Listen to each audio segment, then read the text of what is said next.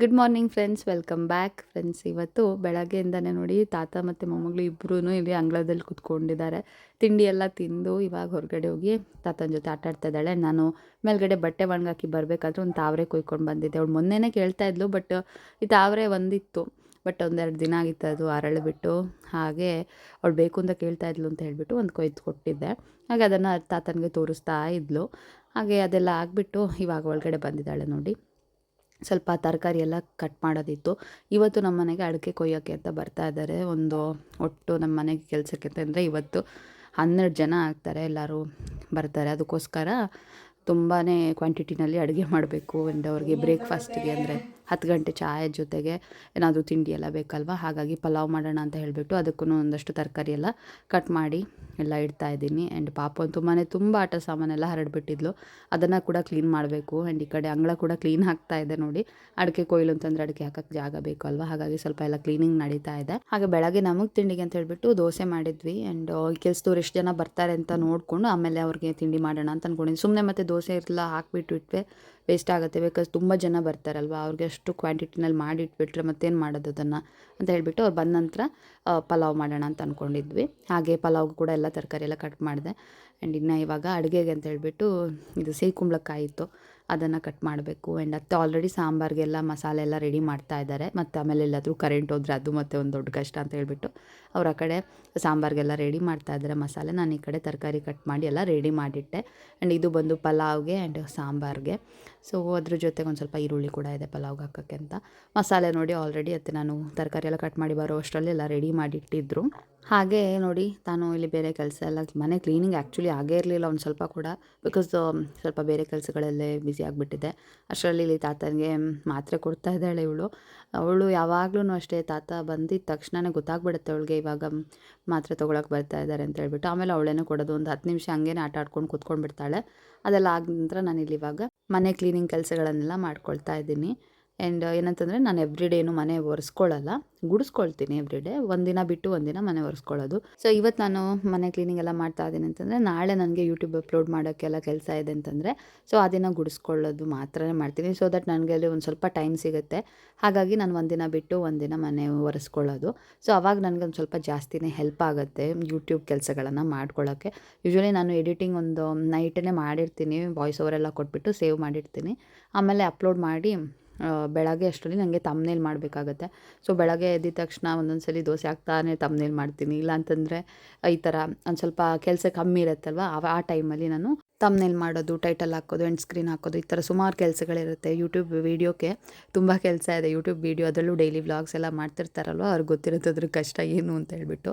And ಆ ಥರ ಹಾಗಾಗಿ ನಾನು ಜಾಸ್ತಿ ಕೆಲಸ ಇರೋದಿನ ವೀಡಿಯೋ ಅಪ್ಲೋಡ್ ಮಾಡೋಕ್ಕೆ ಹೋಗಲ್ಲ. ಬಿಕಾಸ್ ನನಗೆ ಅದು ಎಡಿಟ್ ಮಾಡಿ ಕಂಪ್ಲೀಟಾಗಿ ಎಡಿಟ್ ಮಾಡಿರೋಕ್ಕೆ ಆಗಲ್ಲ.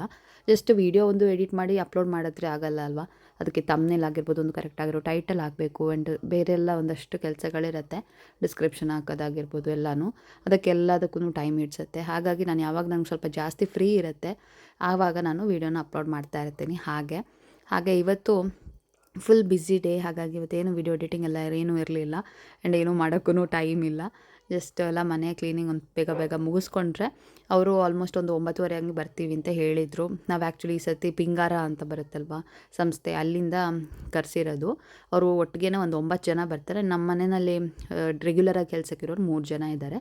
ಸೊ ಅವರೆಲ್ಲ ಸೇರಿಬಿಟ್ಟು 12 ಜನ ಆಗ್ತಾರೆ. ಸೊ 12 ಜನಕ್ಕೆಲ್ಲ ಅಡುಗೆ ಮತ್ತು ತಿಂಡಿ ಎಲ್ಲ ರೆಡಿ ಮಾಡಬೇಕು.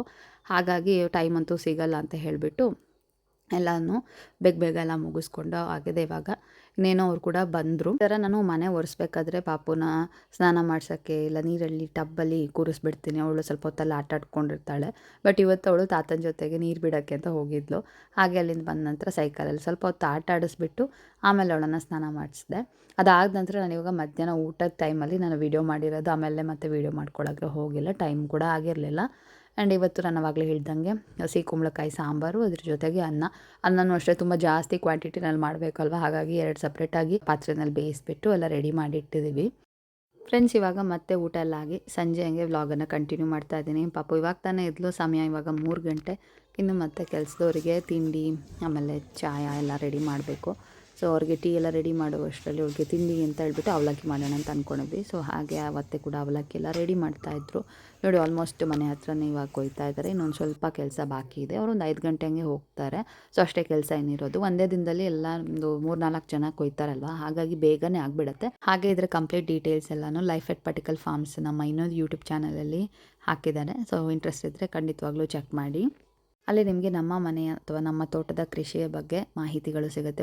ಇವಾಗ ತಾನೇ ಅವಳು ಇದ್ಲು, ಹಾಗೆ ಅವಳಿಗೆ ಸ್ವಲ್ಪ ತೋರಿಸ್ತಾ ಇದ್ದೀನಿ ಹೊರಗಡೆ ಎಲ್ಲ ಯಾವ ಥರ ಕೊಯ್ತಾ ಇದ್ದಾರೆ ಅಂತ. ಆಗಲೇ ನೋಡಬೇಕು ಅಂತ ಅಂದ್ಕೊಂಡಿದ್ಲು.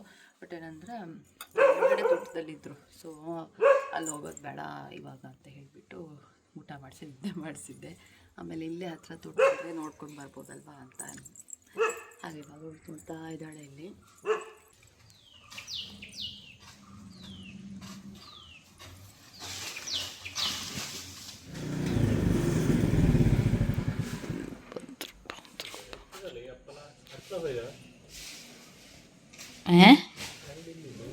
ಎಂತ ಎಂತಕ್ಕೆ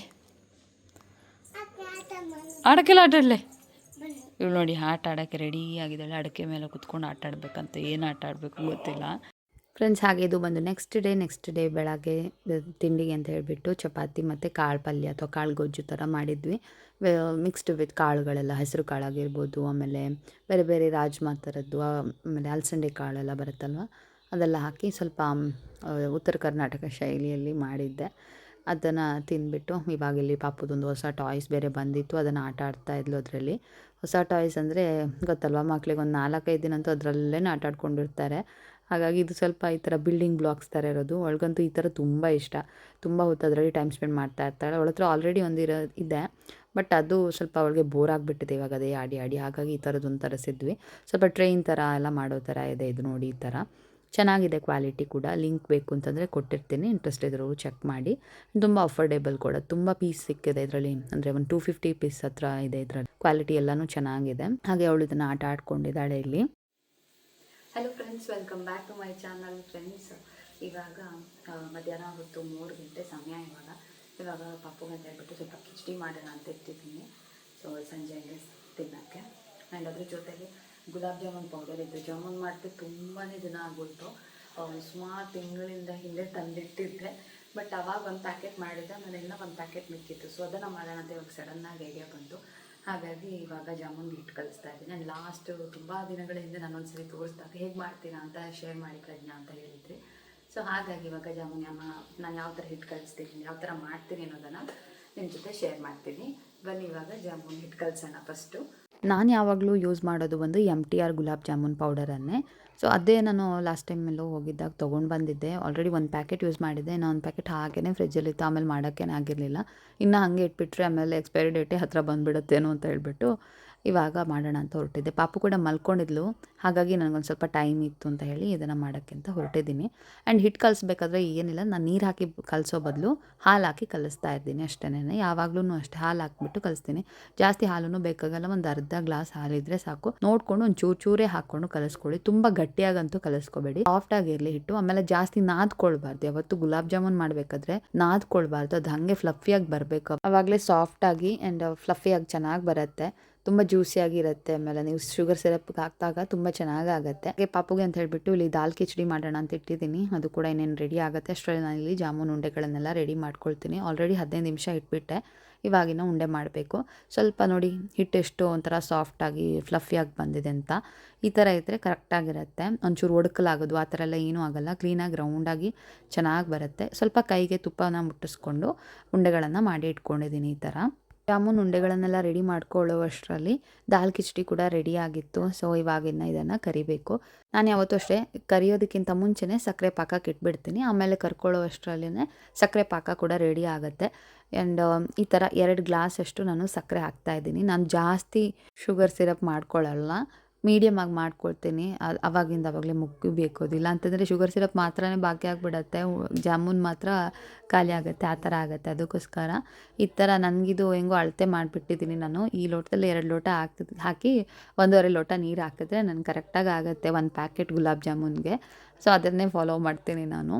ಆ್ಯಂಡ್ ನೀವು ಇಲ್ಲ ಅಂತಂದರೆ ನಿಮಗೆ ಪ್ರಪೋರ್ಷನ್ ಕರೆಕ್ಟ್ ಆಗಬೇಕು ಅಂತಂದರೆ ಅದರಲ್ಲೇ ಬರೆದಿರ್ತಾರೆ ಶುಗರ್ ಸಿರಪ್ಗೆ ಎಷ್ಟು ಹಾಕಬೇಕು ಅಂತ.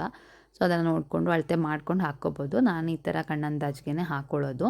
ಹಾಗೆ ಇವಾಗ ಸ್ವಲ್ಪ ನೀರು ಹಾಕ್ಕೊಂಡು ಅದನ್ನು ಚೆನ್ನಾಗಿ ಕಾಯಿಸ್ಕೊಳ್ತಾ ಇದ್ದೀನಿ. ಆ್ಯಂಡ್ ಈ ಕಡೆ ಕರಿಯೋಣ ಅಂತ ಹೇಳಿಬಿಟ್ಟು ರೆಡಿಗೆ ಮಾಡಿದ್ದೀನಿ. ಹಾಗೆ ನೋಡಿ ಒಂದು ಸ್ವಲ್ಪ ಎಣ್ಣೆ ಇಟ್ಕೊಂಡಿದ್ದೀನಿ ಅಷ್ಟೇ, ಜಾಸ್ತಿ ಏನು ಇಟ್ಕೊಂಡಿಲ್ಲ. ಜಸ್ಟ್ ಇಷ್ಟು ಒಂದು ಸ್ವಲ್ಪ ಉಂಡೆಗಳಿರೋದಲ್ವ ಹಾಗಾಗಿ. ಆ್ಯಂಡ್ ಉಂಡೆಗಳನ್ನು ಹಾಕೋವಾಗ ಎಣ್ಣೆನ ಸ್ವಲ್ಪ ಹೈ ಫ್ಲೇಮಲ್ಲಿ ಇಡಿ. ಹಾಕಿದ ತಕ್ಷಣವೇ ಲೋ ಫ್ಲೇಮ್ ಮಾಡಿಬಿಟ್ಟು ಚೆನ್ನಾಗಿ ಎರಡು ಕಡೆ ಬೇಯಿಸ್ಕೊಳ್ಳಿ.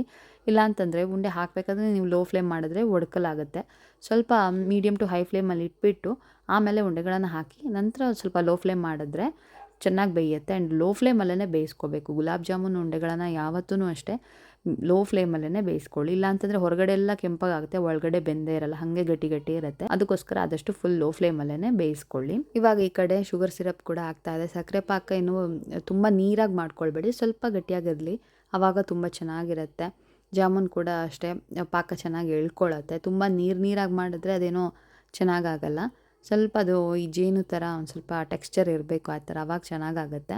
ಇವಾಗ ನೋಡಿ ಉಂಡೆಗಳನ್ನೆಲ್ಲ ಕರ್ಕೊಂಡು ಈ ಥರ ಕಲರ್ ಬಂದಾಗ ತೆಗೆದು ಎತ್ತಿಟ್ಕೊಳ್ತಾ ಇದ್ದೀನಿ.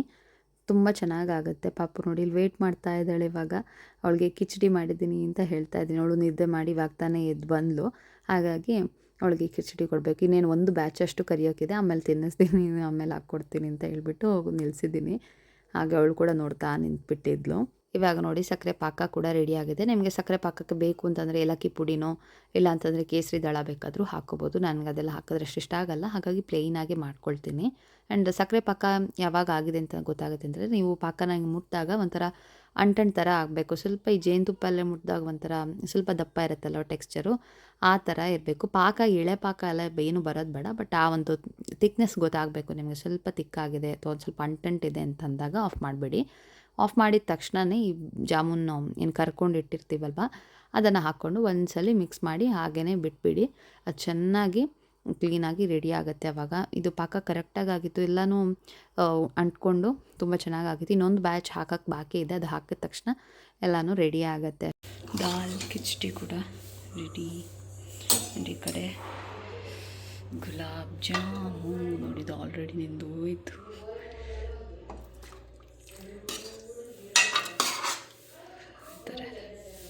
ನನ್ನ ಹಸ್ಬೆಂಡ್ಗಂತೂ ಗುಲಾಬ್ ಜಾಮೂನ್ ಅಂದರೆ ಸಿಕ್ಕಾಪಟ್ಟೆ ಇಷ್ಟ. ಅದರಲ್ಲೂ ಅವಳಿಗೆ ಫ್ರಿಜ್ಜಲ್ಲಿ ಇಟ್ಬಿಟ್ಟು ತಿನ್ನೋದು ಅಂತಂದರೆ ಸಿಕ್ಕಾಪಟ್ಟೆ ಇಷ್ಟ. ಸ್ವಲ್ಪ ಕೋಲ್ಡ್ ಆಗಿದ್ದರೆ ಅವ್ರಿಗೆ ತುಂಬ ಇಷ್ಟ ಆಗುತ್ತೆ, ಹಾಗಾಗಿ ಫ್ರಿಜ್ಜಲ್ಲಿ ಇಟ್ಟಿದ್ದೆ. ಕರೆಕ್ಟಾಗಿ ಸೆಟ್ ಆಗಿತ್ತು, ಚೆನ್ನಾಗಾಗಿತ್ತು. ಹಾಗೆ ಗುಲಾಬ್ ಜಾಮೂನ್ ರೆಸಿಪಿ ಕೂಡ ಶೇರ್ ಮಾಡಿದ್ದೀನಿ. ಹೋಪ್ ನಿಮ್ಗೆ ಇಷ್ಟ ಆಗಿದೆ ಅಂತ ಅಂದ್ಕೋತೀನಿ. ಇವಾಗ ಇಲ್ಲಿ ನಮ್ಮ ಮನೆ ಹತ್ರ ಹಾಲ್ ಹತ್ರನೇ ಒಂದು 4 ಕಂಬದ ಥರ ಇದೆ ಡಿಸೈನು. ಅದ್ರ ಸೈಡಲ್ಲಿ ಒಂದು ಸ್ವಲ್ಪ ಶಾರ್ಪ್ ಇದೆ ಎಡ್ಜ್ಗಳು. ಸೊ ಅದಕ್ಕೋಸ್ಕರ ಅಂತ ಹೇಳ್ಬಿಟ್ಟು ಇದನ್ನು ತರಿಸ್ತಿದ್ದೆ. ಪಾಪು ಅಲ್ಲೇ ಎಲ್ಲ ಆಟ ಆಡ್ಕೊಂಡಿರ್ತಾಳೆ ಓಡಾಡಿಕೊಂಡು, ಹಾಗಾಗಿ ಫಾರ್ ಸೇಫ್ಟಿ ಪರ್ಪಸ್ ಇರಲಿ ಅಂತ ಹೇಳ್ಬಿಟ್ಟು ಇದನ್ನು ತರಿಸಿರೋದು. ಮುಂಚೆನೇ ತರಿಸ್ಬೇಕಾಗಿತ್ತು. ಇದು ಆ್ಯಕ್ಚುಲಿ ಇವಾಗ ತರಿಸೋದಲ್ಲ, ಮುಂಚೆ ಅವ್ರು ನಡ್ಕೊಂಡು ಹೋಗ್ಬೇಕು ಆ ಟೈಮಲ್ಲೇ ತರಬೇಕು ಅಂತ ಅಂದ್ಕೊಂಡಿದ್ದೆ. ಬಟ್ ಅವಾಗೇನೋ ಇವಾಗ ಬೇಡ ಅಂತ ಹೇಳ್ಬಿಟ್ಟು ತಂದಿರಲಿಲ್ಲ. ಬಟ್ ಇವಾಗಂತೂ ಅವಳು ಆ ಕಾರ್ನರಲ್ಲೇ ಓಡಾಡಿಕೊಂಡು ಅದ್ರ ಮೇಲೆ ಹತ್ತೋದು ಇಳಿಯೋದು ಆ ಥರ ಎಲ್ಲ ಮಾಡೋಕ್ಕೆ ಶುರು ಮಾಡಿದ್ದಾಳೆ. ಹಾಗಾಗಿ ಇರಲಿ ಇದು ಒಂದು ಅಂತ ಹೇಳ್ಬಿಟ್ಟು ಈ ಥರ ಅದನ್ನು ಸ್ಟಿಕ್ ಮಾಡೋದು. ತುಂಬ ಸಾಫ್ಟಾಗಿರುತ್ತೆ, ಫೋಮ್ ಇದೆ ಆ್ಯಕ್ಚುಲಿ. ಇದು ಬರೀ ಈ ಥರ ಕಾರ್ನರ್ಸ್ಗೆ ಅಂತಲ್ಲ, ಶಾರ್ಪ್ ಎಡ್ಜ್ ಇರೋಂಥ ಗೋಡೆಗಳಾಗಿರ್ಬೋದು, ಟೇಬಲ್ಸ್ ಆಗಿರ್ಬೋದು, ಎಲ್ಲಾದರೂ ಕಾರ್ನರ್ಸ್ ಅಲ್ಲಿಗೆಲ್ಲನೂ ಸ್ಟಿಕ್ ಮಾಡ್ಬೋದು. ಈ ಥರ ಡಬಲ್ ಸೈಡ್ ಗಮ್ ಟೇಪ್ ಇರುತ್ತೆ, ಅದನ್ನು 2 ಸೈಡಿಗೆ ಹಾಕಿಬಿಟ್ಟು ಸ್ಟಿಕ್ ಮಾಡೋದು ಅಷ್ಟೇನೆ. ಬಟ್ ಕ್ವಾಲಿಟಿ ತುಂಬ ಚೆನ್ನಾಗಿದೆ. ಆಮೇಲೆ ಕಿತ್ತು ಬರೋದು ಆ ಥರ ಎಲ್ಲ ಏನೂ ಆಗೋಲ್ಲ, ತುಂಬ ಚೆನ್ನಾಗಿ ಸ್ಟಿಕ್ ಆಗುತ್ತೆ.